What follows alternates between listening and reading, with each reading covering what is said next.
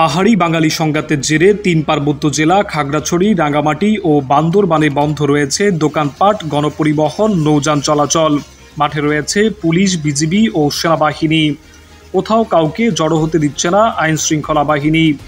খাগড়াছড়ি ও রাঙ্গামাটিতে সংঘাতে ৪ জন নিহত ও ভাঙচুর সহ সহিংসতার প্রতিবাদে গতকাল শুক্রবার বিক্ষুব্ধ যুগ্ম ছাত্র জনতার ব্যানারে ৭২ ঘণ্টার অবরোধের ডাক দেওয়া হয়। আজ শনিবার সকাল ৬টা থেকে ওই অবরোধ শুরু হয়েছে। একই সঙ্গে রাঙ্গামাটি শহরে বহাল রয়েছে ১৪৪ ধারা। খাগড়াছড়িতে চলছে না কোনো ধরনের যানবাহন। খাগড়াছড়ির সাথে ঢাকা ও চট্টগ্রামের সড়ক যোগাযোগও রয়েছে বন্ধ।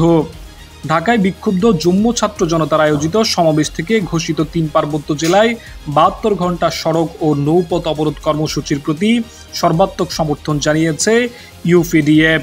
অবরোধের সমর্থনে সকালে খাগড়াছড়ির সাজেক সড়ক, পানছড়ি রামগড় সড়কে টায়ার জ্বালিয়েছেন অবরোধকারীরা। স্থানীয় পুলিশ সূত্র জানায়, খাগড়াছড়ি ও দিঘিনালায় পাহাড়িদের বাড়িঘরে হামলার ঘটনার প্রতিবাদে শুক্রবার সকালে রাঙ্গামাটিতে সংঘাত ও বৈষম্য বিরোধী পাহাড়ি ছাত্র আন্দোলন মিছিল বের করে।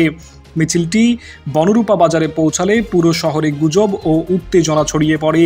বনরূপা বাজারে হামলা ও আগুন দেয়া হয় একাধিক দোকানে। জিহাদ হোসেন রাহাত, আওয়াজ বিডি।